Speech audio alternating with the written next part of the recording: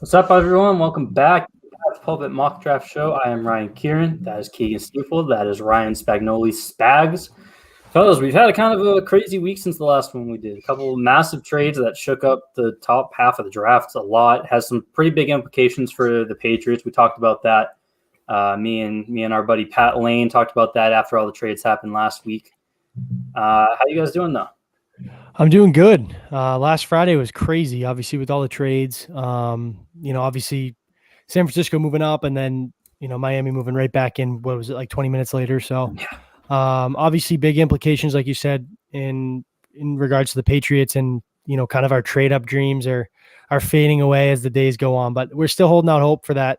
Maybe we'll swing something for 4, or maybe someone slips a little bit to 7 or 8 or 7, 9, wherever, and they can kind of pull the trigger a little bit. But I guess the good news, and who knows if it's all smoke, I think it's real. The Mac Jones stuff, the Mac Jones in New England. So whoever hates that, you can put that to bed. You don't have to hear about it anymore. Right. That's what I was just going to say is that, while this potentially really screws the Patriots in terms of a trade up, if the pick at 3 is Mac Jones, that doesn't change any of the math, because people who have been clamoring for Mac Jones, they're talking about sitting at 15 and taking him. No one's been talking about going up to 4 to get him. So if the 49ers ate up a trade up spot and take Mac Jones with it, you're almost in a better position than you were, a week ago. Unless you're someone who wanted Mac Jones above all else, obviously. But if you're still talking about that, what we've been discussing as a top 4, then if they trade up for Mac Jones, that's a win for the Patriots. Yeah, exactly. It gives them a little bit more, kind of breathing room in that, 5 to 9 range. You don't really have to worry about the big team jumping. I mean, there are some dark horses like Denver that could jump up and grab a guy, but it really does kind of clear things for you. But if it's not Mac Jones, then you're done pretty much. Yeah, it's going to be a rough top 5 picks for Patriots fans. Again, Mac Jones then comes back on the table at 15, but you miss the trade-up opportunity. We won't dive too big into it. If you guys want to hear more discussions about the ramifications of this with the Patriots, head over to our YouTube channel and you can find the episode that me and Pat talked about last week. But last thing is that the Falcons are kind of back. There's been some buzz building that they might be back on the QB bandwagon now. It sounds like Pitts or Chase are pretty much locked into the Dolphins at 6. Other one or Sue will potentially go into the Bengals. So if it's Mac Jones and the Falcons go, say, Kyle Pitts instead of one of the quarterbacks, you are in a pretty good spot where you can talk trade up with the Bengals, or you're probably falling to 7 with the Lions and you can jump like the Panthers. Or if the Falcons are interested in trading down, they're probably not trading in the division with the Panthers, so that's one less target. So if it's Mac Jones, the trade up scenario almost get a lot better here. But let's get on to tonight, and we are doing a 2-round mock draft, no trades, same as last week, and we're going to be highlighting all of the defensive backs, so corners and safeties. We're going to get them on in here. Let's do the picker wheel. Let's see who we are. I'm bringing all the options back on the board because we've been through most of them at this point.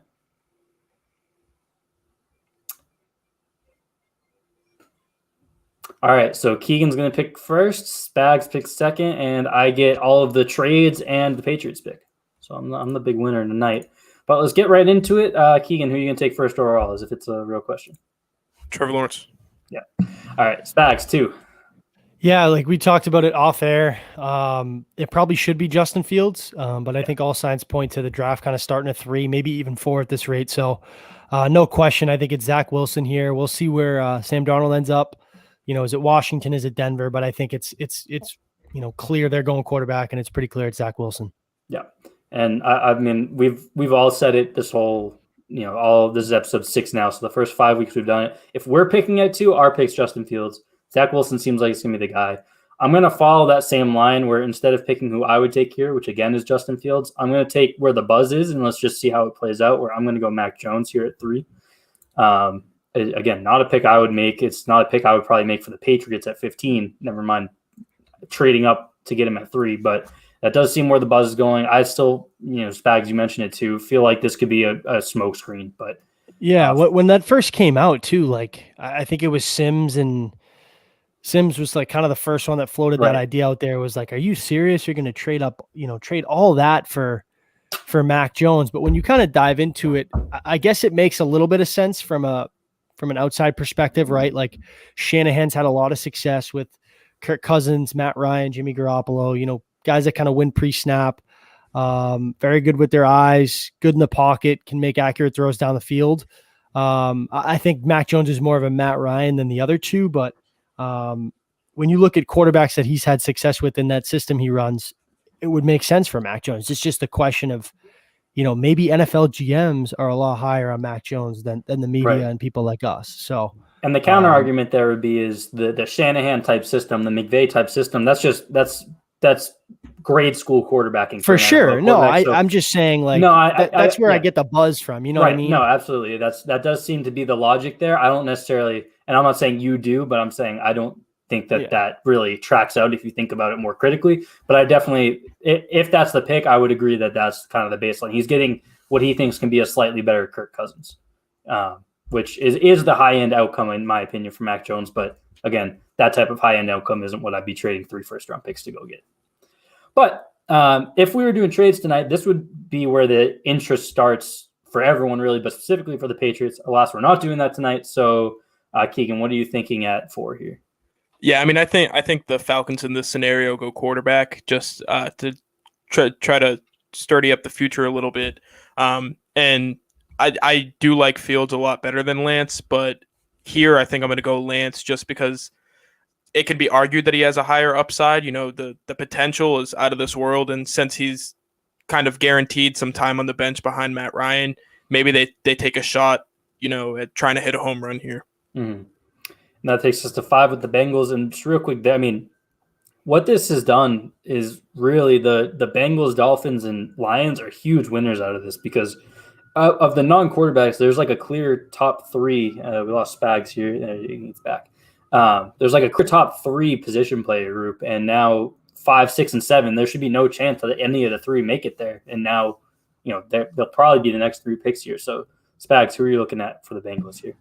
Yeah, it seems like, the smart way to go would be Penei Sewell, right? Mm-hmm. Protect your, your franchise guy. But I think there seems to be a lot of buzz there that Barrow wants to reunite with Jamar Chase, who obviously hooked up for wild numbers. And I do think it's a little overblown that the Bengals don't have these weapons, right? Like I think T. Higgins had a really good rookie year, very low key, wasn't really talked about. Absolutely. I wanted him here at pick 37 before, or wherever they got Duggar. I think it was 37. I thought that was an option. Obviously, he went first pick day 2. But I'm going to mix it up just for the sake. Like what we're talking about, what's kind of been thrown out there in the last week. It's really crazy. So I'm going to go Jamar Chase here at 5. I think the smart pick would be Sewell, but let's see what Joe Burrow can do with Jamar Chase at the pro level. I think that'd be a lot of fun too.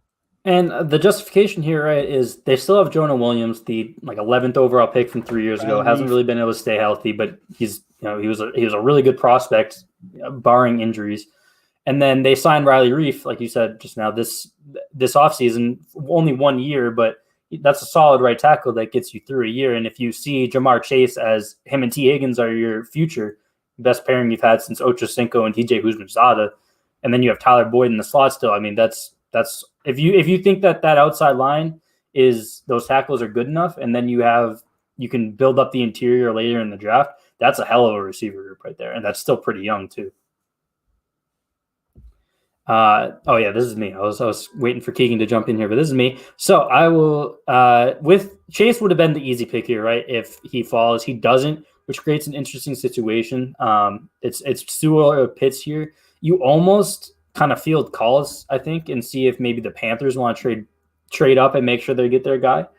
That being said, Mike Gesicki's coming up on a contract year. He's had flashes. He hasn't been, the most dynamic player, but he's someone that you could definitely see. He was drafted by their old regime. He's someone that you could see maybe letting walk, and Kyle Pitts is just a better prospect than Mike Gesicki was. So I'm gonna fill in Pitts here, and that takes us to the Lions at 7 with Keegan. Yeah, I mean, this kind of, even though we've had a couple of changes in the first few picks, this leaves the Lions where they've been, kind of picking from the second tier, not quite the second tier, but not the big 2 guys in terms of weapons. So I think they go Jalen Waddle. I've said it like a million times. He's dynamic. He brings something that they don't have on the roster already.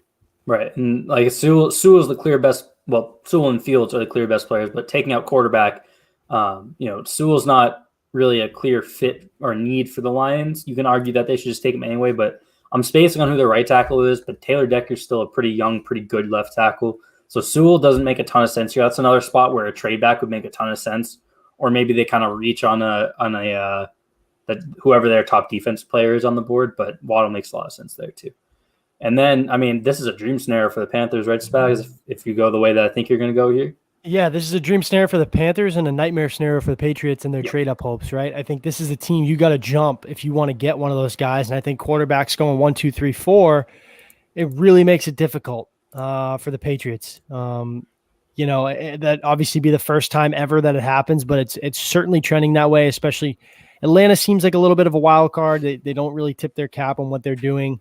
But yeah, I think if you want to get a Trey Lance, a Justin Fields, even a Mac Jones, if they're high on him, I think you have to jump, Carolina, even Denver, if they don't really float it out there with a guy like Darnold, or they're not, truly in on Drew Lock for a year 2 or year 3. So yeah, it's Justin Fields here, obviously at 8, but like I said, in terms of the Patriots, obviously what we're focusing on, this is a nightmare scenario. I think this is if we're doing trades now, I think you look to trade back and pick up some extra capital. Yeah. And this is just jumping back to our talk to start off the show about how the San Francisco trade impacts you. This is one of the spots where it does hurt you a little bit, even though if they go Mac Jones, you have more, your options fall further. That 3 spot was one that you probably weren't going to get to, but you can't rule it out. So it just kind of narrows your window here, because you're looking at 6 is now off the board because the Eagles aren't. I mean, the Dolphins, if you don't think they're going to trade with you at 3, they're definitely not trading with you at 6. So that takes the Eagles as a potential trade back spot out.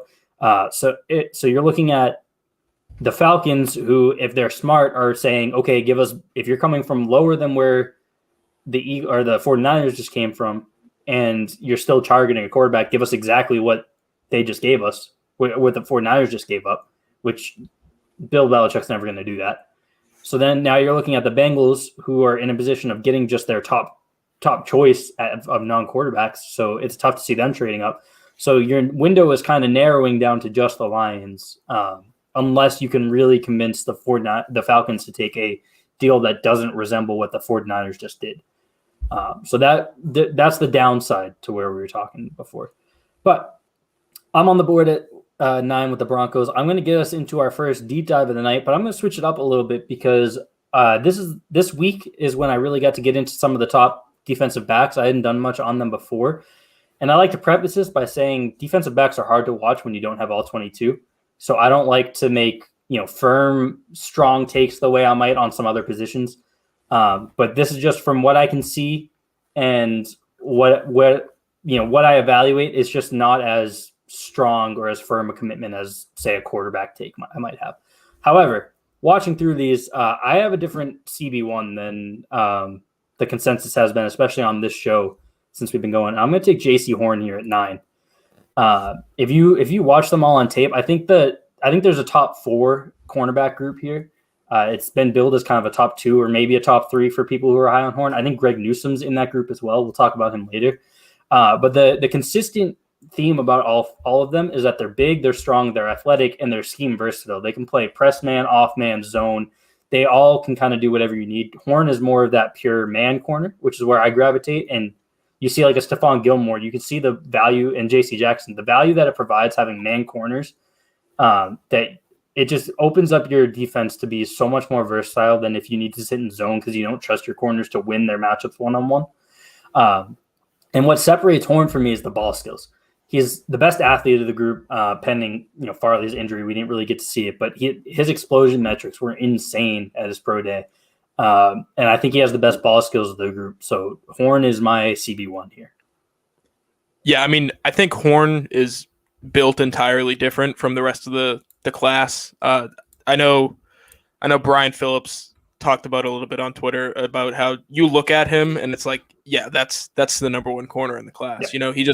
He looks like he's that guy. And like you said, with the scheme versatility and everything like that you're seeing with these top guys, I don't think any of them quite fit one scheme better than he fits that press man role that you would want out of a number 1 corner. So we talked about it last week. I was a little bit lower on him than you talked about him today, but right. I still think he's got like tremendous upside, and especially if he's given the opportunity to kind of go out there and play on an island, I think that's where he's going to play his best football. So I think it's a good spot here in Denver, kind of give him a side of a field and let him go lock it down.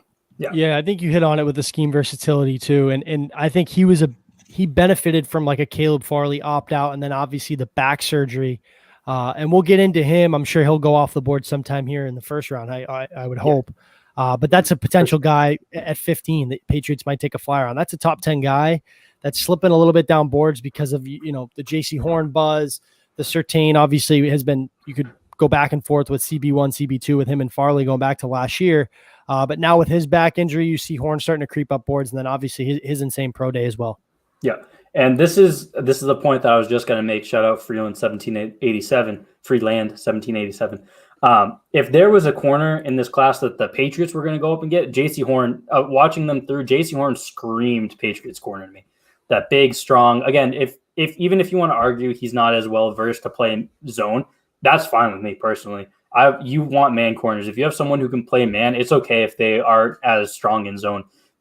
Where you start questioning value is if you see someone as a zone corner more than a man guy. That's where you might find that value day 3, but you don't want to be taking that round 1 because the Seahawks made, almost a dynasty that the Patriots ruined out of just plucking guys that they knew could play zone corner on day 3 of the draft. But Horn screams Patriots guy. Of course, Surtain with the Alabama connection, you can never rule out as being their top corner, but I bet pretty decent money that Horn is their CB1. Yeah, so Smith ain't dropping this much. We'll see. We're going to jump to the next pick. I think it's a crime that Penei Sewell hasn't gone yet, so he's going to go here to Dallas. That offensive line has been an incredible fall from grace, from what they were Zeke's rookie year, Dak's rookie year, kind of that 2016, 2017 group. So this gives them a chance to kind of build it back up. Yeah, and I think this happened one other time where Sewell fell to 10, and there's no way that any of us would see it happening. But if Sewell's got to be Cowboys' like absolute S tier option here with Pitts right behind him. If one of them finds a way to follow the Cowboys, it's like CeeDee Lamb last year. They just win the draft automatically. But we'll keep it moving here. Obviously, tackle's not a highlight position tonight. Spag, so you got the Giants taking at 11. Yeah, you just mentioned it, Devontae Smith. I think this is right where he'll probably go, just outside the top 10. Maybe sneak in, depending on how they feel on like a Waddle or Smith, who's higher. But I think Devontae Smith makes a lot of sense here to the Giants. Obviously went big in spending in free agency. They kind of got overlooked for as much as they've spent, obviously because of the Patriots' big spending spree, but invested heavily in Kenny Galladay and similar to Cam Newton, I think that the excuses are done with Daniel Jones. This is his make or break it year here. Yep, absolutely. So Smith's the pick here, just to confirm. Yep. All right. And yeah, this is the range that I think Smith starts to make more sense. We talked about it at wide receiver week. I'm a little bit lower on Smith. He's going to need to be an outlier to work in the NFL. I think he's talented enough to be that kind of outlier. But I'd be more comfortable betting on Chase. You guys know I love Bateman. And then I think you debate the Bama wide receivers. But I think 7, with the trades that happened, I think 7 is the ceiling for Smith if they really love him over Waddle. And then, this 11, 12, 13 range is probably the floor for him. Unless something crazy happens, which we've seen before. We saw CeeDee Lamb. No one thought CeeDee Lamb was making it past like the Raiders last year, and then he fell right to the Cowboys. But now the Eagles are up, and this is a little bit of a nightmare for them where the top, if Smith falls here, that's a win for them. They trade back to 12 and get who plenty of people still think is wide receiver 1 in the class, when that might be who they go at 6 if Pitts and Chase are off the board. But no Pitts, none of the top 3 wide receivers. They're in a little bit of this is, again, nightmare scenario. Top corner is still on the board, and I think that makes a lot of sense for them. I think they're another team that would prefer a JC Horn type, but we'll go Patrick Surtain here. A little bit, he's the smallest of the big 3, right? At 5'10"-ish. Still more than enough size to play corner. Really smart, coming from the Saban scheme. I believe this is both you guys CB1, right? Yeah, for me, he is. He's mine as well. Yeah, so yeah, just talk him up. The best cover, corner, I think, in the draft. Obviously I think he ran I hype up pro days a little bit more than you, Keegan, because they matter at all times, not just when you want them to, like you said last night. But no, I think Surtain is clear cut CP1 here, and that's no disrespect. I think it's a deep, and we'll get into a little bit more of them, but it's a deep defensive back class. Yep. Obviously, you can throw the safeties is a little bit depleted, but when you're talking strictly cornerbacks, it's very deep, and I think Surtain, like you said, coming from that Saban background, best cover corner, I think, in the draft. And it'd be interesting to see. I think he's the first corner off the board. I don't know how he makes it past 10 here to Dallas, but obviously the way the board shaked out, I would love for him to fall to New England, put it that way. Yeah, no, Yeah. and sorry, go ahead, Keegan. No, I was just going to say, I think Surtain's kind of, he's got that ball hawk mentality more than the other guys. He's a guy who's going to go up and get it and kind of make plays. JC Horn's a more physical guy. I think Surtain plays with a little bit more finesse. He's got great straight line speed. He's like the makeup speed, if he does get beat, is phenomenal. And he showed out in the national championship game against Chris Olave, got beat deep and just tracked him down and forced an incompletion. So I think he's got, his tools are probably a little bit better, like on-field tools than Horns. Horns got the athleticism, so it's really what you prefer at the position when you're drafting this early. And Surtain, so JC Horn's my CB1. The next, as I said, I think there's a top 4 here. 2 through 4, I don't have really ranked. I think it's kind of personal preference on what you like at corner. But they're all great. I think they should all be first-round picks. I think, I don't think there's an issue with taking any of them in this range, really, to be honest. So it's pretty much personal preference. I'm not going to fight anyone who thinks Surtain is CB1. I think this would be a great pick for the Eagles here. And that takes us to Keegan at 13 for the Chargers. Yeah, I mean, when the first 2 corners are off the board, it's offensive tackle or bust, really, for them, and they're in a good situation. The top guy's off the board, but they get their choice. I've gone Slater in the past, but I think they go Darisaw here. Ryan talked me up a little bit on him a few weeks ago, and I still love the versatility that you get with Slater, but Darisaw really is kind of that mauler kind of. You could put him out on the edge and not have to worry about what's coming from that side. And with a young quarterback who just won Rookie of the Year and has the brightest future of, a lot of the guys that we've seen in the past few years, that's the pick. Right. And just to circle back on that, if you guys missed our offensive line highlight week, which was last week, I believe, I think Slater's probably the better prospect, but there's some guard risk there, right? Where he's a little bit smaller, shorter arms. If he doesn't work out at tackle, you can kick him into guard, which is a plus for his versatility, but a negative if you're looking to take, a top 10 pick, you have to slide him into guard. You're losing that value a little bit. If you're looking for that lockdown, maybe slightly lower ceiling at tackle, but a higher floor at tackle, that's Darisaw to me. You plug him in, and worst case, he's like an Anthony Costanzo, Nate Solder.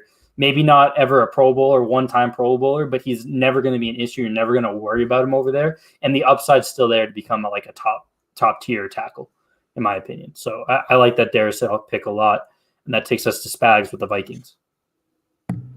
Yeah, for me, I think this is a common trade back scenario for Minnesota too. But I think with how the board shaked out, they got to be pretty happy. I'm going to go Rashawn Slater here at 14. I think he's another top 10 talent. My tackle too, as much as I love Darisaw, but we talked about him last week, an absolute beast. And you're not as high on him as others are, Ryan, but right. I think this is a pretty good pick for Minnesota. So we'll go Slater here at 14. I like that Slater pick a lot. And again, it's not so much that I don't like the player. It's that I don't want to put words in your mouth. No, you're good. I think you phrased it correctly because I'm not as high because Keegan would take him top 5 and not blink. I wouldn't do that.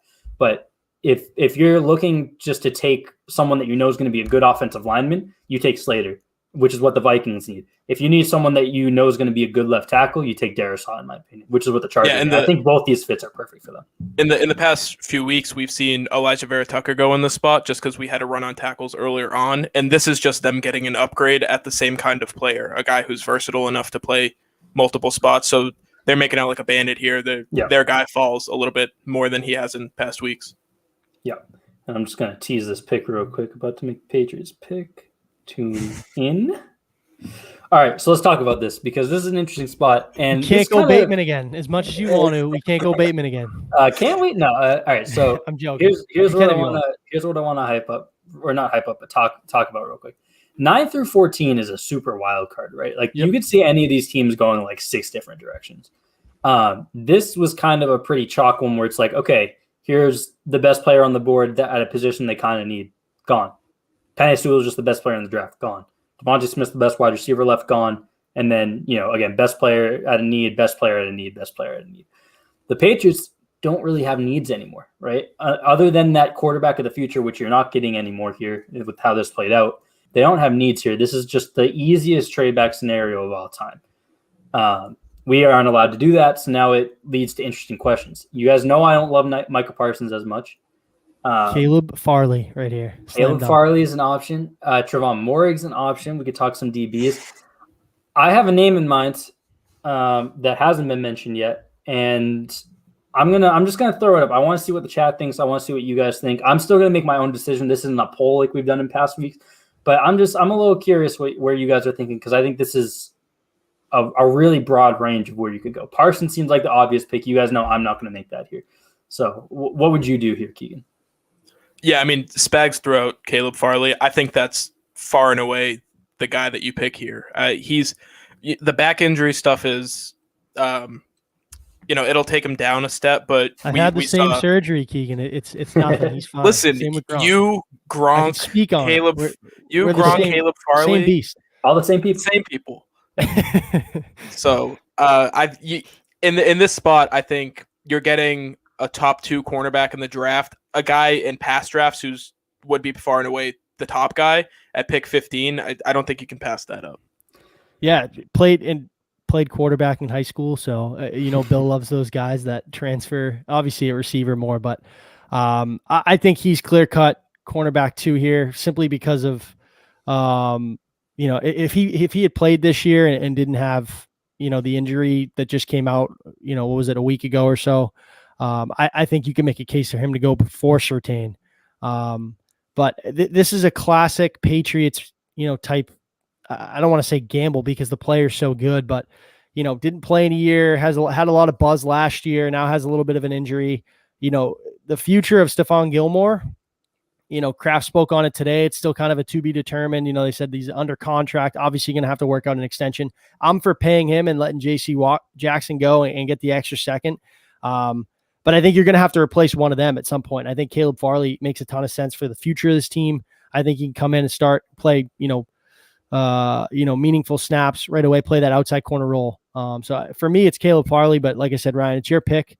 I'd lean Parsons here too, but I think with the depth they just added in the front 7, I think corner may be a little bit more of a need with a little bit of the uncertainty going forward. All right, and you just answered this pretty well, but I was going to bring this back. We have the best secondary in the league. I don't get why people want to draft more secondary players. So you answered it pretty well. Gilmore's technically on a 1-year deal here. J.C. Jackson needs a contract, so you figure one of them is staying and one of them anything is from Jawan Williams. Right. You haven't, John Jones is he's great your slot guy. Corner, but he's your slot guy. You're not taking him outside.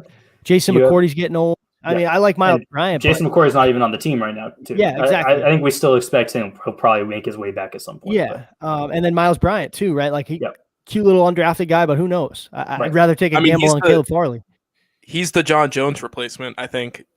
Miles Bryant. They've because that contract's coming up next year. So, in terms of the whole situation of why are you drafting corners or defensive backs when you have them, it's because they're setting up for the future. They never get caught with their pants down, specifically on defense. They've always got kind of a backup plan. And if they don't, you see 7 and 9 seasons where they look like shit and Terez Hall starting like 6 or 7 games. That's what happens. Terez Hall starting 6 or 7 games as a Jawan Bentley replacement. Exactly. These tweets that you're firing off just make me look like I should host Felger Mass with these hot takes I'm just throwing up. And they're not even like people who read the quotes are going to lose their mind. But like I said, Farley, you got to go Farley here. Last take on from Donat Mason. He's very against this right now. Gilly said he wants to resign. We can easily resign JC. They could easily do that. Yeah. Historically, they're not paying really 3 guys at the cornerback position because John Jones is on a cheap deal, but he's going to need more money. They just brought him back a little, 2 years ago? They historically don't allocate that many resources to one position, period. Not corner. They usually pay their top guy and they fill in that second on, rookie contracts, cheaper deals. So they could pay both. Historically, they're not going to pay both. Bryson, don't ever speak bad on John Jones. He's a slot god. Never. All right. So I lied in that I don't actually know who I'm going to take here. So we still haven't talked about the guy that I'm considering here, Jalen Phillips. You've filled out. I love him. You filled out the front seven a lot, and you guys know I'm not quite as high on Jalen Phillips. That athleticism is just beautiful. We already knew he was a freak athlete. He just went out and proved it. You still have the injury risk that Caleb. You have more injury risk than Caleb Farley. You're filling more of a position of immediate need, where that pure kind of get after the pass rusher type guy is what the one thing they're really missing right now, right? Chase Winovich he's not a top tier type of guy. He's like if he was their second option, that's great. You've said it every week, Spags. If you're gonna take, if you want a top tier edge talent, you're gonna pay for it. You gotta take them round one. That's where they go. I think Jalen Phillips has the best chance, but I'm also completely on board the Caleb Farley pick. My hesitation with the Farley pick is if I had to stack them for the Patriots, Farley probably comes fourth. Not because I think he's untalented, but because I think that Newsome and Horn fit what they look for at cornerback better. And I think Surtain with the Alabama connection makes a little more sense. Yeah, and I have a tough time on it with Phillips too. I mean, that's my edge too. And then obviously just put on a show at his pro day. I'll put a hole through my computer. I'll put a hole through my computer. He's gonna go higher than people. Like people were like, oh, he might sneak in the first round. One of those guys that's just flying up boards because they see the raw ability and the freak athleticism and his size. But it's another guy, like I said, with Farley too. Like a little bit of injury concern, but that's a guy they'd take a flyer on. I don't want to throw Dominic Easley in there, but a little bit like that. I mean, if you real quick, if you do go edge at this spot, I think you've got a guy in Kwity Paye. I'm sorry, I keep cutting you off, but you've got a guy in Kwity Paye who's like built to play in the New England system. It's what he does, and he does it really well. So here's my thought process against Paye. Paye is my overall edge one. He is not he's not pass rusher one, right? He is edge one. I don't think they need a well-rounded. You're right that is probably who they might like better. But I don't think they need kind of that well-rounded, decent, everything great at nothing type guy. I think they need someone who can pin his ears back and get after the rusher. I think that's the one thing missing from this front seven to keep them from being, assuming Dante Hightower is at least almost what Dante Hightower typically is. If he is, then that go get him pass rusher is the one thing that's keeping this front seven from being like one of the best in football, which would mean this defense is one of the best in football. I'm still really torn. And because we ran out of time. They forfeited the pick. Yeah, it's the Cardinals are picking here. Because I don't want Keegan to smash a hole in his computer, and because we went Caleb Farley last week, I'm going to take Kwity Paye. You sold me, Keegan. I think if they're going to go edge, I do think Kwity Paye makes a little more sense. I don't want to have too much of an influence on this draft, but I truly believe if somebody's drafting Jalen Phillips this high, it's because leave it to the Raiders at 17. They'll do it. Yeah, don't worry. If they're stupid, I think it would be a dumb decision. That's the perfect situation. He goes to my counter there is there are like a couple positions. Athleticism matters at every position. It's not the defining characteristic for any position, but if you were to pick one position where you just bet on athleticism and figure it out later, is edge. That historically, you can't really be a top tier edge without that athleticism. And having that athleticism usually leads to some sort of safe floor for you. So that would be my counter argument. I don't love this Kwity Paye pick. I love my pal Keegan here. I didn't want him to break his monitor. So nobody likes this pick. Yeah, I'm getting roasted in the comments. The chat is really mad. Direct that at Keegan. He made that pick. I've never even. You can see the viewers going down and down. So yeah. All right, Cardinals. Keegan, try to right the ship and make an even better pick at the Cardinals that they can be mad at you about. All right, so I'm up with Arizona. I mean, Caleb Farley, this is the pick. I mean, they need a corner. I thought you were going to go Caleb Farley with New England, and I thought that was kind of the perfect situation to kind of screw Arizona and make me scramble. But you did me a favor. You picked my guy at 15, gave me my guy at 16. I appreciate it. Here you go, Keegan. And to be clear, a big factor in this is we went Caleb Farley last week. It's no fun to go same pick back to back. But Spags 17. Oh well, no, Caleb Farley corner. Talk him up. I'm not. I think if I had to stack the 4, Caleb Farley would come in at 4 for me. But again, all of them are like top 15 worthy guys to me. So yeah, I mean, it's not a slight. Go ahead. Yeah, I was just gonna say, I think he's a. We talk about like zone coverage corners, guys who kind of fit into systems and have smaller amounts of responsibility inside of the defense. I think that's where Farley would thrive. Kind of just give him the opportunity to work within the defense. They've got good safeties in that system. And it's really kind of like let him play underneath a little bit, let him play against the smaller guys and watch him thrive. Yeah, I spoke about him earlier. I just think he's got the full toolbox of traits, I guess you could say, to be a true shutdown corner. I loved his game. I kind of wish he played this year. I wish that was the pick again this week, but we said we couldn't do Bateman, so I guess we can't do Farley.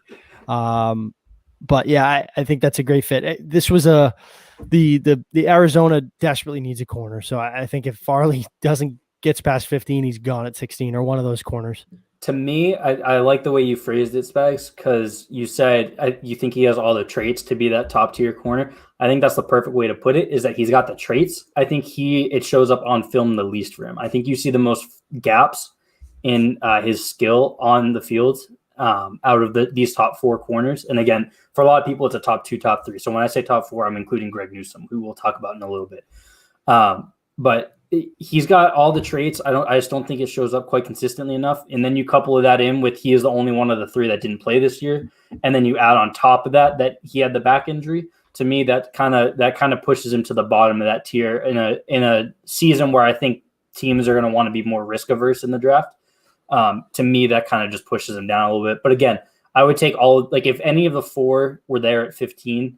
I would be happy if that was the direction they went with any of them. So this isn't to talk down Farley. I think he's going to be a great corner in the league. But if we're talking out of this group of 4, he's probably 4 for me right now.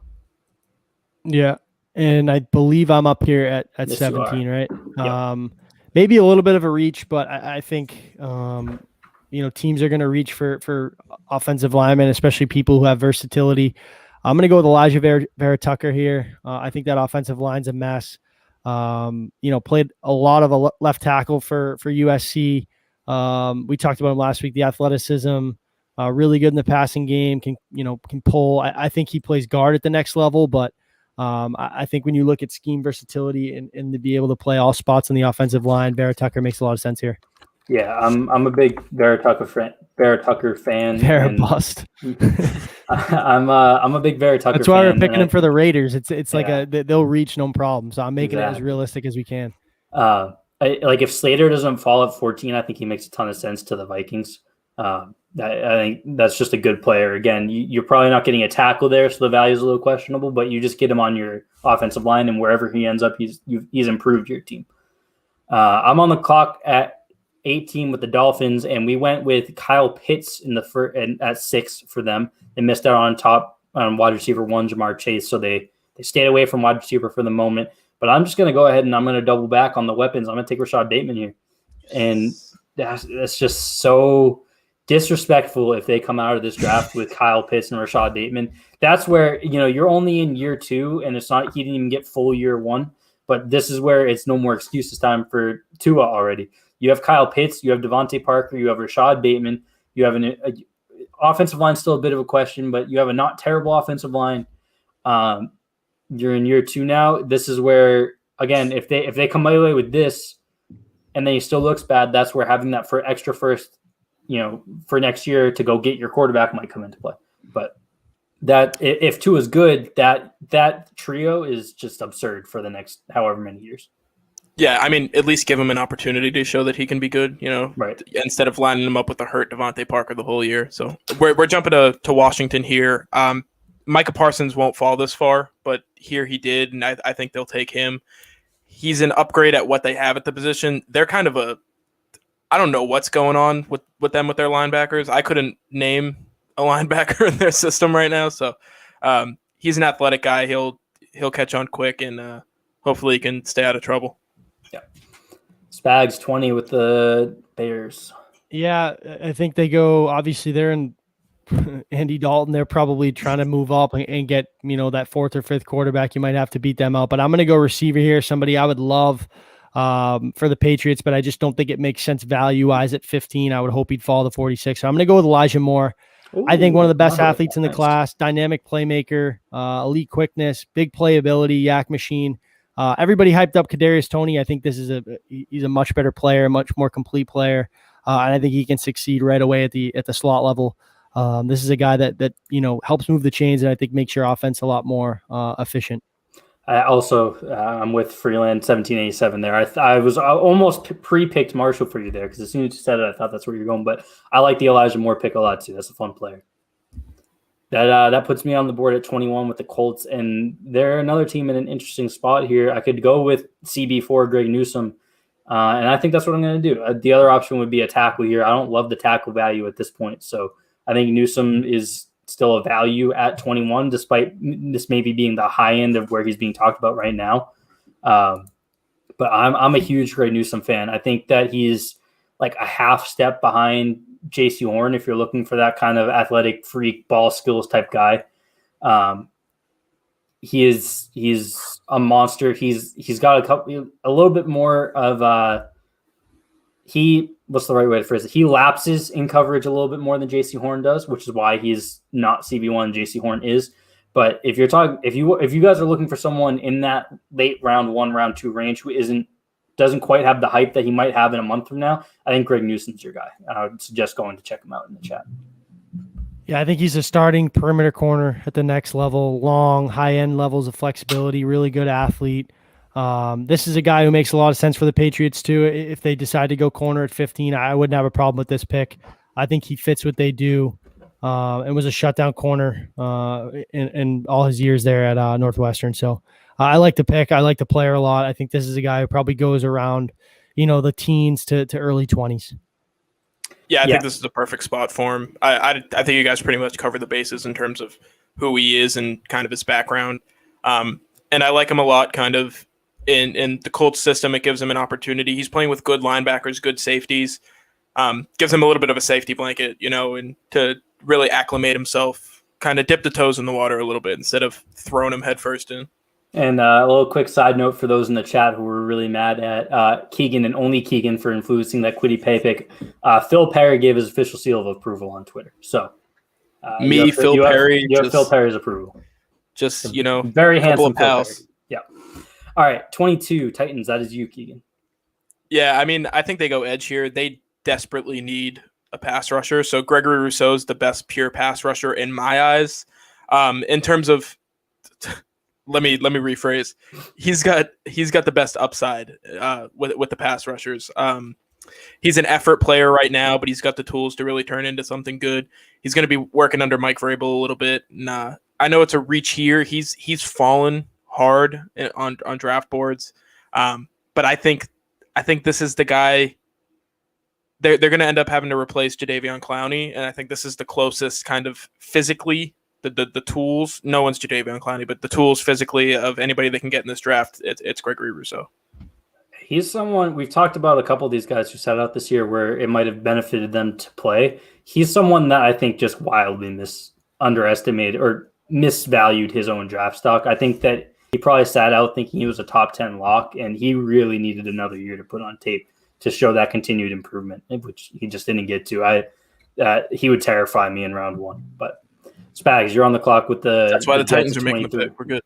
Right. Yeah, obviously we had Zach Wilson go 2. Yes, I would love to go wide receiver, but I think with Saleh, I'm always pronounce his name wrong. Obviously his defensive background. Right. I don't think he gets out of this first round without selecting a top tier edge talent. For me, you guys can say it's a little bit of a reach. I'm going to go with Azeez Ojulari. Me and Keegan's edge 4, I think. I love this guy. Really young, burst onto the scene this year as a redshirt sophomore. Explosive first step, really athletic and quick off the edge. Wins with power. I think some of the best hands in his class. This is a guy that may take some time to develop, but I think has all the tools to be a top tier pass rusher at the next level. I love this guy's tape. Was a team captain as a true freshman, voted on by his teammates. I think he makes a lot of sense, and I think this is a guy who sneaks his way into the first round. Yeah, he's again, like I was talking about with Jalen Phillips. If you're going to bet on athleticism, it's him and Jalen Phillips, right? Those are the freak athlete type of guys that are in this round one top. So if you're going to make a bet on one here, he's one that I'd be more comfortable making a bet on. That takes me to the Steelers at 24, and they feel like they continually get shafted in our mocks. They feel like in the worst spot where their top needs just aren't. They go in like the 5 to 7 picks right before them consistently. So again, I'm going to take Tevin Jenkins here, the offensive tackle out of Oklahoma State, and I don't love the value, but I think that their offensive line is just such a need that they could be a sneaky trade back spot here if someone has someone that they really like at this spot. But they need to add bodies, talented bodies to the offensive line here. So that's my pick. Keegan, you have the Jaguars at 25. Obviously, you went Trevor Lawrence in the first round. Yeah, I mean, it's between receiver and tackle. There isn't a tackle in my eyes that really fits here. Terrace Marshall's still on the board, so I think they go ahead and grab him. Super underrated. I feel like he's kind of the guy this year that just keeps falling because everybody's jumping him. It's nothing that he's doing. It's just he's going to fall, and then he's going to make somebody really happy in the back half of the first round. And it gives Lawrence a real weapon on the outside, a guy who can play inside and outside. Gives him somebody real to throw the ball to. Yeah, I like the Marshall pick there. And Spags, you're on the clock at 26. Yeah, this is I'm going to go with Keegan's guy here, Christian Barmore, 26. I think that D tackle class isn't as deep. We talked about it, before, so teams may reach towards the end of round one to grab somebody. I think he's still a project. I think there's some polishing to his game that he needs, and you can probably grab like a Davion Nixon in round 2 that might make a little bit more value. But I do think he ends up in the first round, so I'm going to go Barmore here. All right, and I am on the clock with the Ravens at 27, and I'm gonna go the last kind of round one defensive back that's been talked about here. That's safety Trevon Moehrig.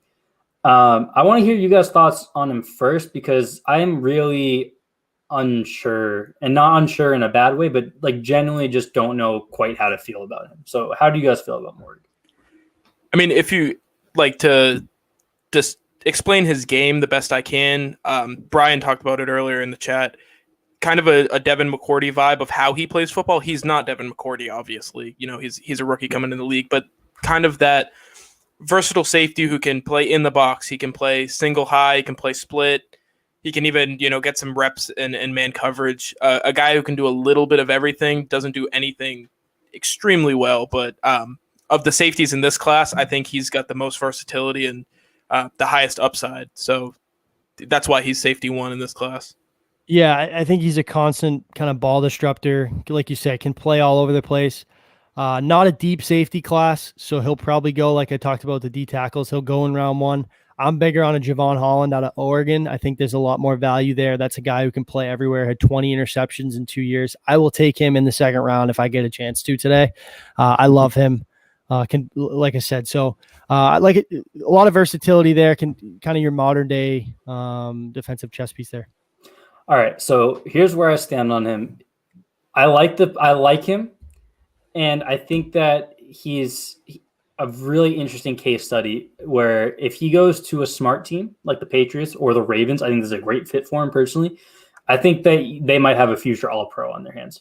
If he goes to a dumb team, I don't want to say the Jaguars because we don't know what their new regime is, but the historical Jaguars or the Jets or Washington, I think he could be not living out his rookie contract with the team.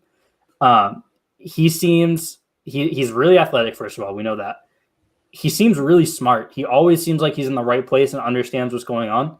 And then he gets there, and I haven't seen someone with that athleticism and that kind of instincts miss the play at the time when it's time to make the play. I haven't seen someone miss that consistently as him.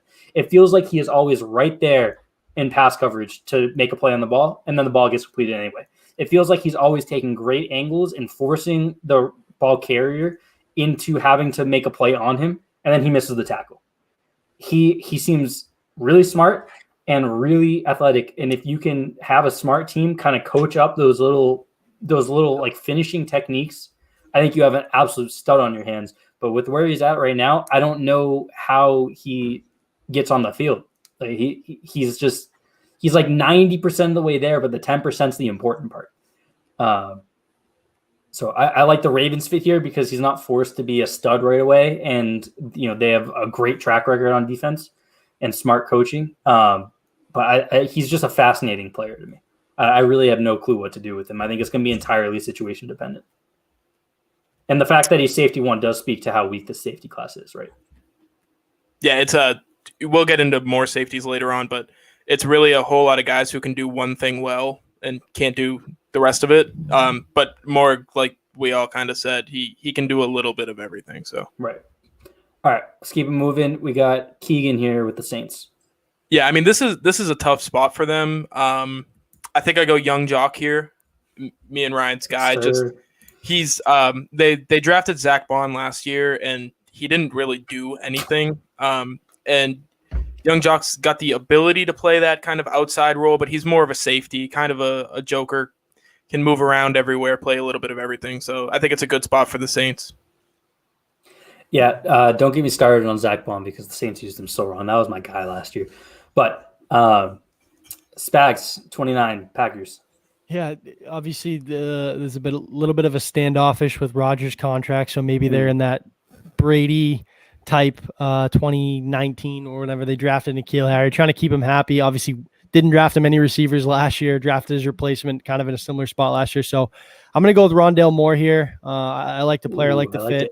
Brings a lot of speed and versatility. Can play out of the slot and do a lot of things for them. I was tempted to go Tony, but I think Rondale Moore, even though his size, I think is a dynamic playmaker and makes a lot of sense in the first round.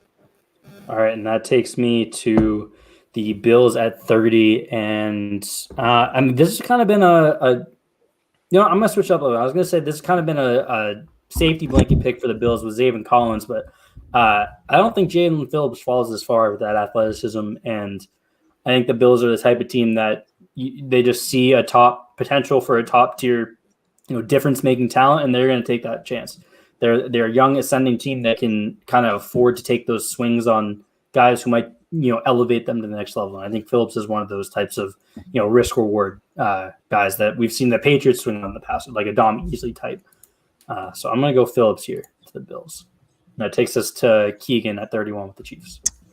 Yeah, this is another weird spot where they upgraded at a couple spots on the offensive line and then just straight up cut guys who have been there forever. So I don't think anybody really knows what they're doing there, but they still need an interior guy. I think Wyatt Davis is my top interior guy left. That's not a center kind of specific guy.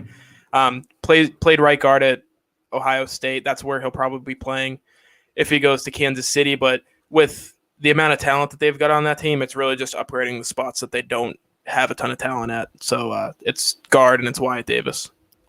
Yeah, and moving on to 32, running back's going to go in the first round. Some teams obviously do it. I would have went with the Bills at 30. Real quick, Spags, we just got this question this perfect time. Who are you higher on, Najee Harris or Etienne? So you're about to answer this question, I think, for yourself. Yeah, it's tough. I love Najee Harris's game, but I think when you look at the full package, and I'm a full running backs don't matter type guy. But I'm going to go Etienne here just for the fit. I think he makes a lot of sense in Tampa. I don't know if he goes there or not, but a running back's going to go first. I think if I had to put a bet on who would go first in the draft, I think it's Najee just because of his body and his track record. But I think Etienne brings that, big playability, can obviously catch passes, ACC's leading rusher. It's really whoever you choose as your RB1. I don't think you're wrong. So, but I'm going to go Etienne here, just simply because I'd love to see him catch passes from Brady. I think he makes a lot of sense with the Bucs specifically. Najee would be my running back. Miss out on James White too. So yeah, I can't quit those big guys. Derrick Henry is. I'm not going to go Najee just because of he's probably he's going to take a lot of the workload. I agree. He doesn't fit the Bucs as well. They have Rojo. I think if you had to choose a running back here, it's probably Etienne because of the versatility. Unless I'm wrong, the Bucks already have re-signed Fournette, so Yes, they have. Etienne does make a lot of sense for Tampa. All right, so we're on to the second round, and here's how, in case you missed it last week, how the second round works is we're not going in order anymore. So if we were just following the 1, 2, 3, it would be my pick here at 33.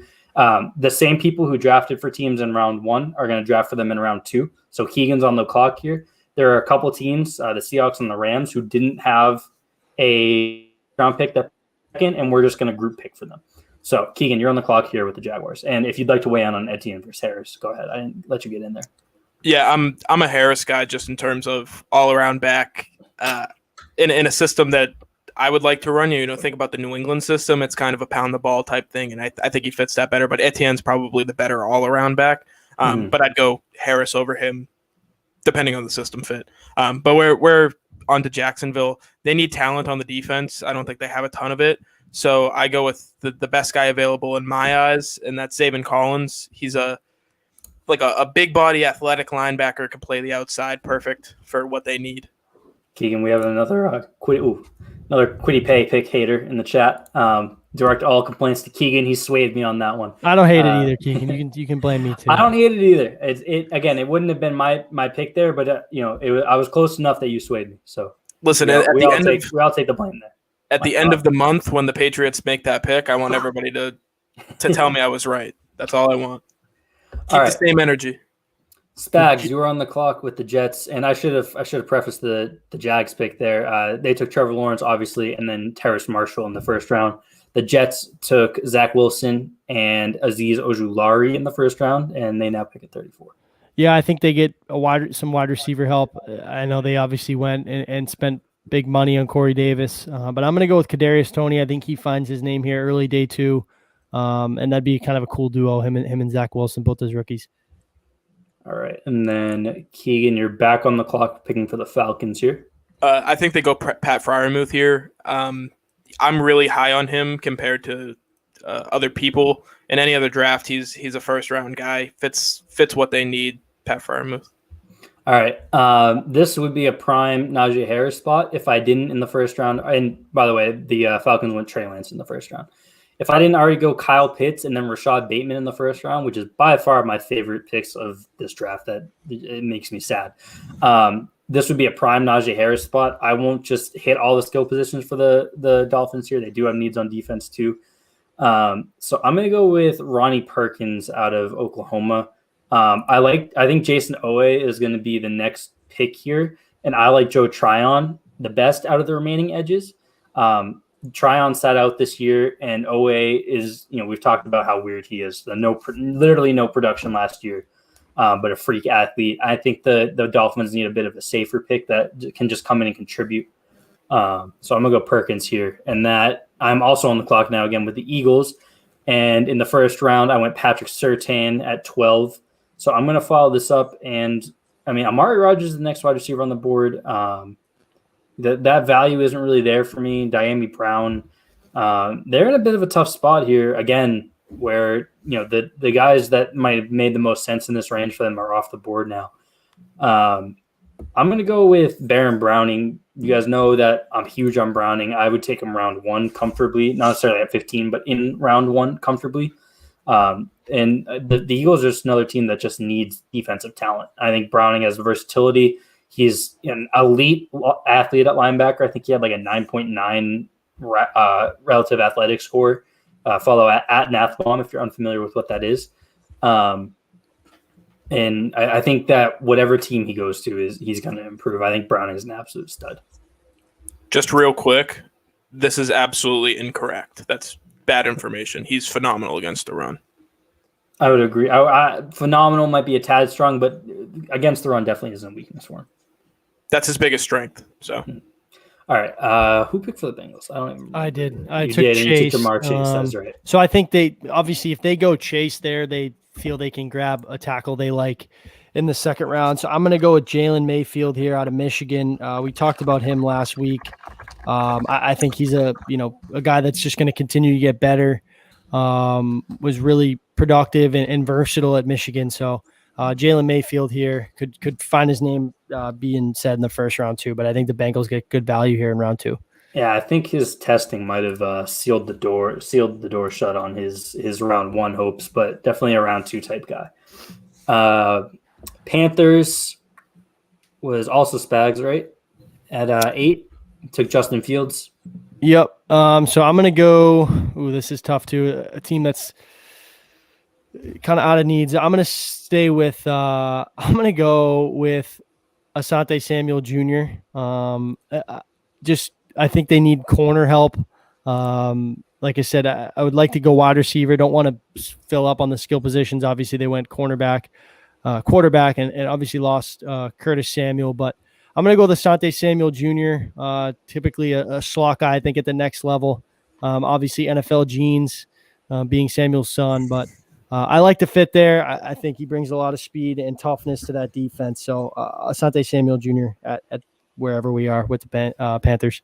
Yeah, I like him a lot. I think, like you said, what his size is really what kind of kills him because he plays like he's 6'3". He's tough, yeah. 220. Like he's a scrappy kind of corner, kind of like his dad was. So I think he probably played his best football on the outside at the college level. He's just not going to be able to do it in the NFL. So it's really whether or not he can adjust working inside, working through kind of the mud in the middle, on crossing routes, stuff like that, kind of getting used to that role. But I like the pick a lot. I think he's a good player.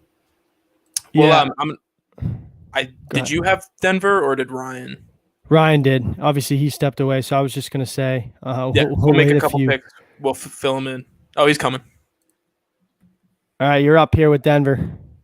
All right, sorry about that, guys. I could not wait anymore. My one Asante Samuel Jr. take is that if he's ever in a Super Bowl, I hope he catches the interception. All right. Broncos are on the clock. I want to take a quick look at quarterbacks here because I think they're a team that is going to be back in the market. You look at them; it doesn't really make a ton of sense here.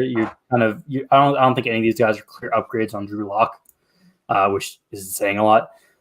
So they might be in a position where they take a like Nick Bolton type at linebacker here and just continue to build out that defense. I like it. All right, Lions, go ahead.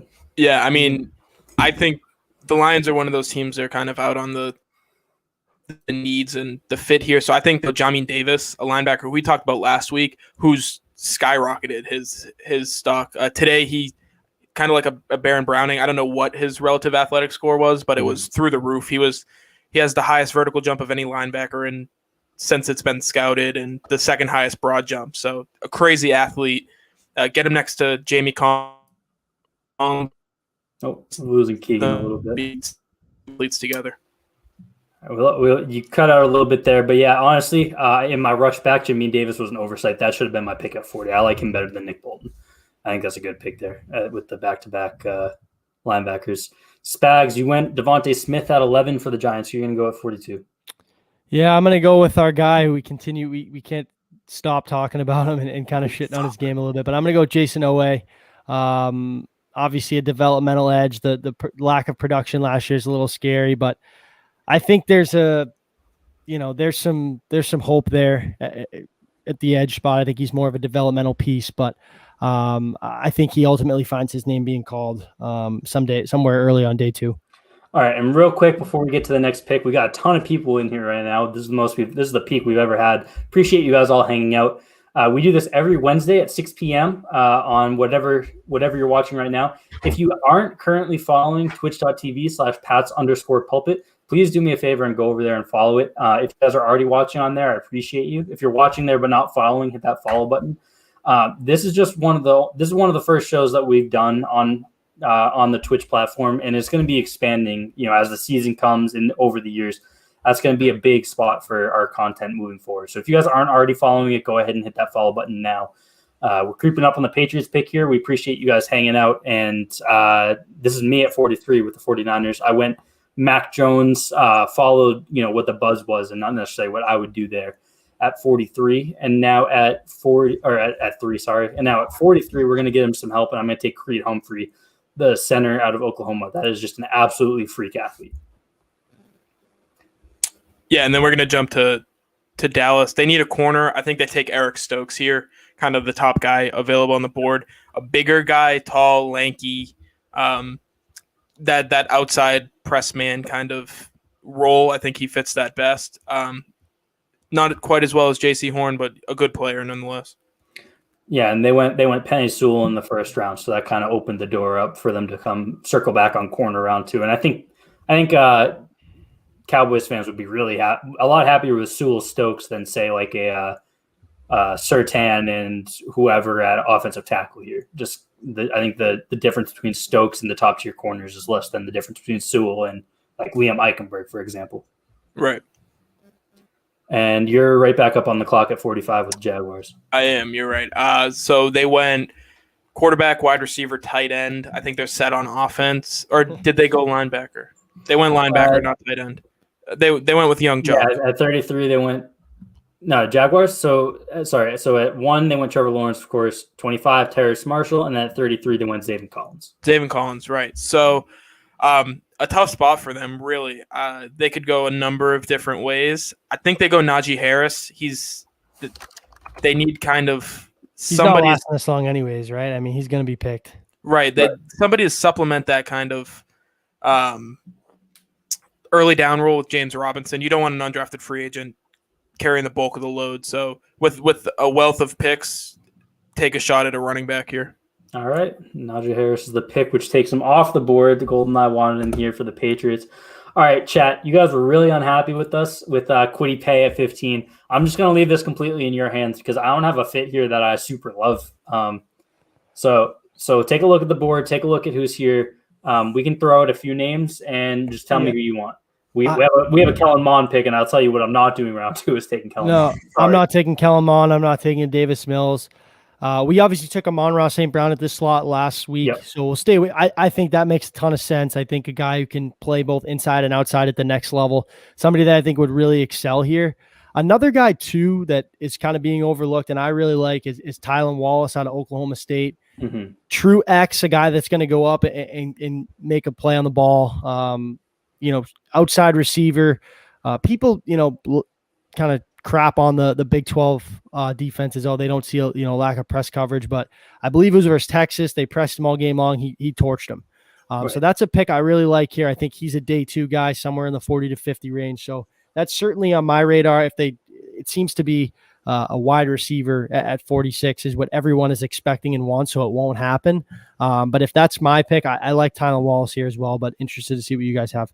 If we didn't go edge in round 1, I think Carlos Basham makes a ton of sense for the Patriots. I think he's a great Patriots type guy. He might even be a round 3 type target, but they took him at 2 in the second round. I don't think people would be too upset. The chat is kind of all over the place. We're seeing Dickerson or Reduns, Aaron Robinson. I would love Javon Holland here. I was going to mention Javon Holland for you. Cartwheeler dude, which is Landon Dickerson. So it doesn't seem like we're going to be getting much of a consensus from the chat here. So Keegan, who are you thinking? Yeah, I mean, I think offensive line is kind of the safe bet here. They whiffed actually a few years ago in the middle rounds, second or third and fourth rounds. They tried to kind of build up the back or the second group of offensive linemen, and it didn't work out. They're going to need to build up the interior offensive line here pretty soon. But there aren't a ton of guys at that spot really available. Landon Dickerson's kind of a center. I don't think he's ever played outside of center. And then you've got the tackles. There's Reddens is here. What's the other? Eichenberg. Here's my question. Do we think, and this question almost really boils down to what you think of Mike Onwenu. Do we think that if they were going to go offensive line here, they're looking at tackle or guard? Because Andrew's got the 4-year deal. Yeah. Shaq Mason's under contract. Onwenu's on his rookie contract. Wynn's got 1 to 2 years left. Brown's got his 1 year, right? This is the only 1 year. Yeah. You heard rumblings of an extension possibly coming, but I think he's got to earn that, especially what happened in Oakland, Las Vegas, whatever you want to call it. I think here makes, I like I said, wide receivers, what everyone wants, what everyone projects, so it won't happen. But I think if you're looking at offensive line, it's tackle just because of the uncertainty with Wynn past next year. I think they'll pick up his option, but he's a guy who's missed, a lot of time in his first 3 years in the league. And then Brown, can he, repeat what he did here during that Super Bowl run and kind of, play it at the right weight and be productive like he was. So I think tackle makes a lot of sense here too. All right. And Freeland, just to be clear, what I meant about Onwenu was long term. I think that he ends up at guard here too. I think it's pretty clear. Walker Little, I like that pick. Is if Wynn were to walk, say one of Wynn and Brown isn't on the team after this year, do we think Onwenu kicks back out to tackle, or do we think he's a guard long term? If you think he's a guard long term, I would take tackle here. If you think he can fill in at tackle after a year at guard, then I would go guard here. I think that his best fit is at guard as well. I was just curious what you guys thought. I'm gonna go tackle. I'm gonna go Sam Cosmi here. I like that pick. I was gonna say him or Walker Little out of Stanford makes a lot of sense. I think they're going to address, like we talked about it in the first round, like they could address the tackle position that early just because of the uncertainty on the two spots. So I like the pick. I think Cosme Little, someone like that, or the kid out of North Dakota State, Dylan Radun. How do you say his last name? Yeah, I've been saying Radunz. It could be completely big old country boy. That's what we call him. Yeah, just real quick to get a little bit into it.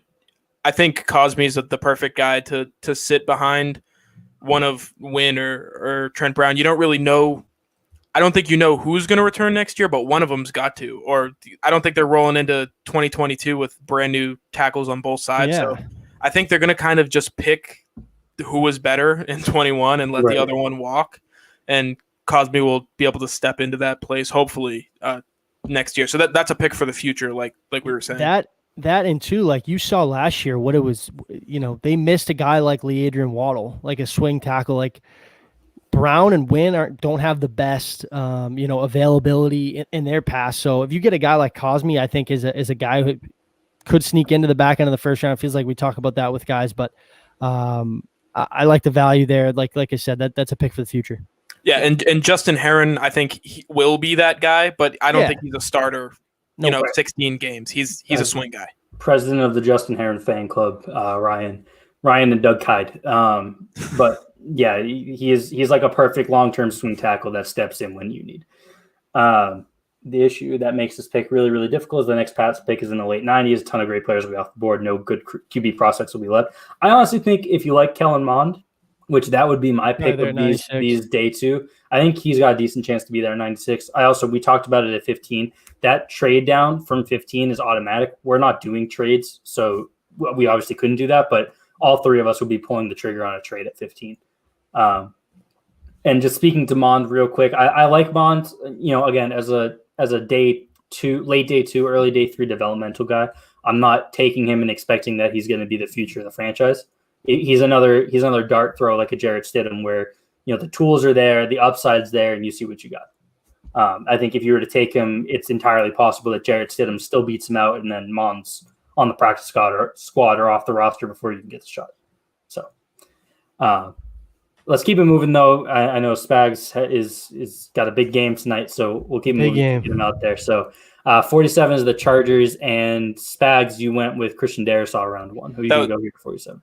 That was me. I apologize. Yeah, you were right. Yeah, so I think they go edge here. That Melvin Ingram, for some reason, has gone unsigned so far. I don't know why, but he hasn't, and I don't think he'll be returning to Los Angeles. So they go with the top guy, Joseph Osai, who I think kind of fits that role. He can play the run, can be competitive against the run, and he's an effort pass rusher. You work him on stunts a little bit, get him inside. I think it's a good fit to replace the production that they're losing in Melvin Ingram. Yeah, I like that pick a lot. Osai is someone we talked about it, and I'm a broken record with these edge guys. So many of them, it's you like the traits that are there, you like the athleticism there, and they just aren't there in round. Mm-hmm. Any of these guys going around 2, I like the dart throw. It's round 1 that I have an issue with a lot of them. With 48 here, obviously when Elijah Vera Tucker, I'm going to stay at the edge spot. Carlos Basham Jr. Talk about a guy who fits kind of. Potential Patriot type guy. I think he fits here. So I think they addressed the edge spot after kind of swinging and missing with your guy Clelin Ferrell a few years ago. Yeah, and we're back to Keegan, and they went Caleb Farley at 16 for the Cardinals. Yeah, I think they go Davion Nixon here. This is kind of right around the spot that I think he goes no matter what. Just what happened? Yeah, just your guy. That's your guy. Yeah, that is my guy. This is the spot he goes no matter who's picking, who they've drafted. He's got such high upside. He's really a defensive lineman. He can play from one technique shaded to like a 5 tech. So a guy who can jump all over that line. I think they're going to have some issues in the coming years with Watt getting off of whatever contract he's on, and Chandler Jones is coming up soon, so it's something for the future. All right, I'm on the clock with the Dolphins. So far, we've gone Kyle Pitts at 6, Rashad Bateman at 18, and then Ronnie Perkins, edge out of Oklahoma, at 36. So at 50, I think that at this point they need to address the offensive line. I'm going to go – I'm not a huge Eichenberg fan, so I'm going to go with Dylan, big country boy, as we said a few minutes ago, out of North Dakota State here for them. That's just – I think that's top tackle left on the board at this point. We're at the Washington football team, which is Keegan. And in round 1, you went with Micah Parsons.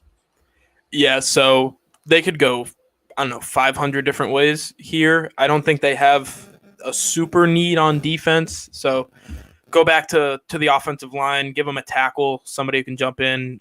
Give me Liam Eichenberg. I don't think we talked about him last week. I think he fell.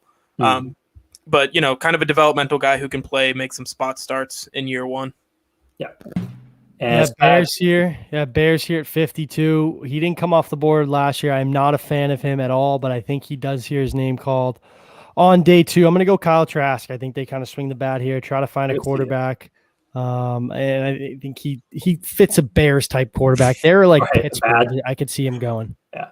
And you took Elijah Moore at 20 for them, so that would be a potential target for him a year or two from now. And then, Keegan, you're back up at 53 with the Titans. Yeah, Levi Onwuzurike. He's the defensive tackle out of Washington. Super athletic interior rusher. Give him more defensive help. And then I have the Colts at 54. We went with my guy Greg Newsome at 21.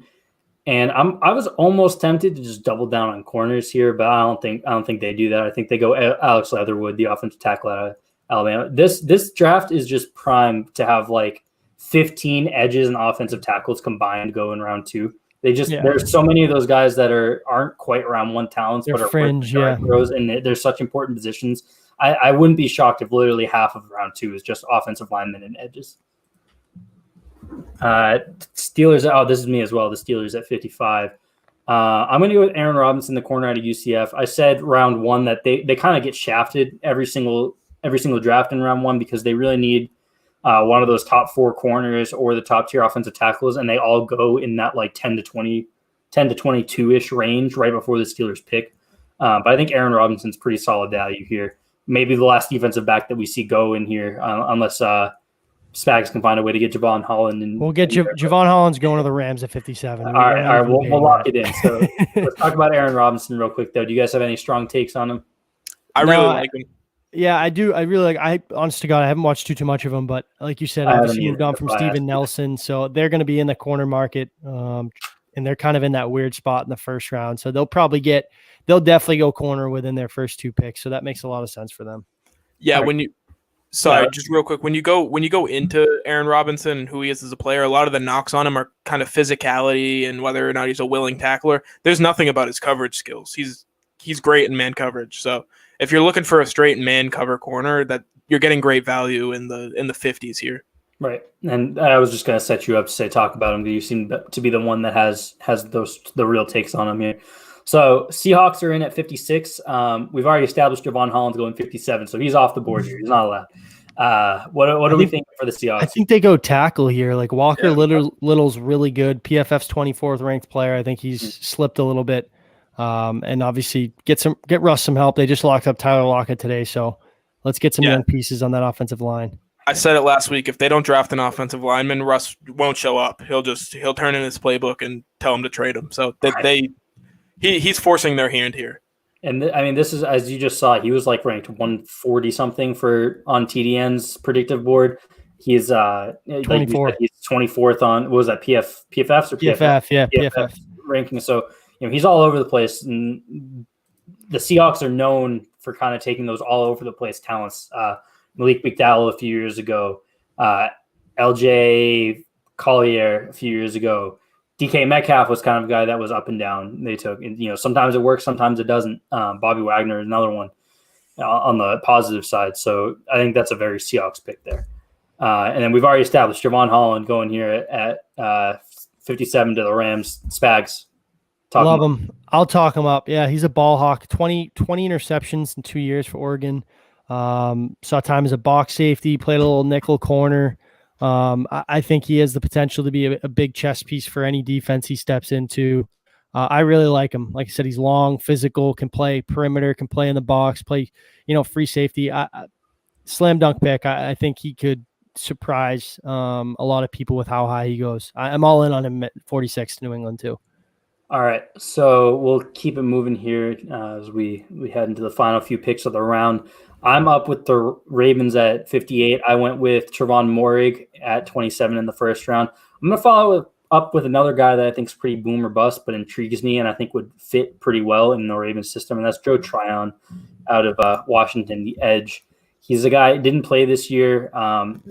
Flashes a lot on tape, but again, it's inconsistent. And again, he's another person who could have used this year to really kind of establish himself as that round one type guy, but he didn't get the chance to do it because he sat out. Not blaming him for sitting out by any means, but that does kind of cause him to slip a little bit here. So I think this is a draft for the Ravens here where they have two guys that if they pan out, you're talking about like Pro Bowl, all pro talents, but they could also easily not clear their rookie contracts with the team. So it'd be an interesting draft if the Ravens were to go this way. And we're up with the Browns, which was Spags at 26. He went Christian Barmore. Yeah, I'm going to go edge here. I'm going to stay on the defensive side of the ball. I think Peyton Turner out of Houston makes a lot of sense for them. They're kind of loaded on offense. I don't think they have many holes there. So they probably draft defensive heavy here this year. I like it. And was this also you at 28? Or was this Keaton? No, this was me. You went young jock round one. Yeah, I mean, give me the top edge guy available. I don't really know who it is right now. Let's look it through together. Just kind of. We'll do this fancy TDM. I mean, they Janarius lost Trey Robinson Hendrickson. and Quincy Roche are the next top two. Yeah, give me Quincy Roche. Just I like Quincy Roche, a guy that we talked about in the edge week. Effort guy, put up some good numbers at Temple. Good player.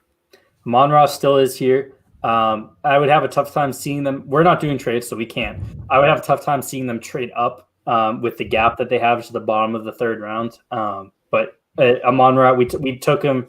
Keegan took him in the second round for the Patriots last week. We all agree he's a great Patriots fit. We like the player a lot. So it won't happen here, but we do like the player there. We have the Bills up here. Javonte. They went with Jalen Phillips in round one, and that's exactly where I'm going.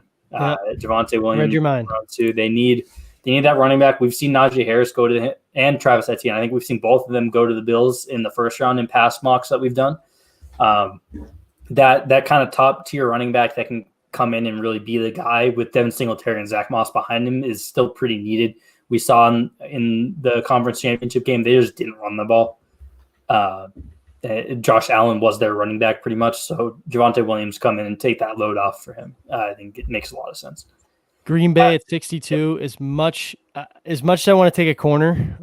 I can't because I can't let my linebacker crush go outside the round two. You guys know where I'm going. Jabril Cox out of LSU, best cover linebacker in the class. If he gets out of round two, I will riot. So I have to take him here because it's my last pick, I think. Or actually, I could have took him with the Bucks, but they're already loaded enough. Yeah. All right, Keegan, you got the Chiefs here. It's my last pick, so I got to go with my guy, Amon-Ra St. Brown. It's exactly what the Chiefs would do. They'll go wide receiver too. I think they could shock people even round one. Yeah. So they low-key need one, to be honest. But yeah, it's what they do, and it's a perfect fit. They've got a ton of outside guys. They don't really have somebody on the inside. I think Amon-Ra's plays his best football on the inside. Mm-hmm. And then Spags finishes off here with the Bucks. Yeah, I'm going to go with Aleem McNeil out of North Carolina State. Beef up that front seven. I don't think Ndamukong Suh is re-signed yet. You can correct me if I'm wrong. He just did. I think he did. He just did? Okay, so I mean, obviously, Pierre-Paul, Ndamukong Suh, that front seven, as great as their linebackers are, a little bit on the older side. So continue to beef up that interior D-line, Aleem McNeil. All right, and I will spare you guys reading off 64 picks here, but for the Patriots, we went Kwity Paye at 15. Most controversial Patriots. Him and not Christian the Barmore. sexiest People didn't like Christian Barmore either, but yeah, not the sexiest of two picks for the Patriots this week. But It's very Patriots-esque. Phil Perry stamp of approval, though. And then in round 2, we followed it up with a Sam Cosmi. So definitely not a sexy. This isn't a sexy outcome. I don't think fans would be super stoked about this, but it's definitely one that you have a tough time complaining about. You beef up both front lines. Yeah, beef up the trenches a little bit. Yeah. It's perfect. It's a perfect Patriots draft. Yeah, I agree. That'll do it for tonight, guys. Appreciate you hanging out. We got some crazy numbers going for a little bit here, so we appreciate all you guys' support. We're going to be doing this straight up until the night before the draft every Wednesday. We have I don't know if we're ready to announce it yet, but we have some plans for actual draft night as well. So be on the lookout for that. We're not sure exactly the format we're going to be doing next week. I have a couple ideas. I might float it out to a fan poll. I'm going to talk to Keegan and Spags about it. We'll get it figured out. But we'll be back next Wednesday at 6 p.m. doing something draft related. So we appreciate you guys hanging out. Everyone wish Spags good luck in his men's league hockey game. Big beer league, yeah, big game tonight. Need to keep it going. Yeah, so send the juju Spags away, and we'll see you guys next week.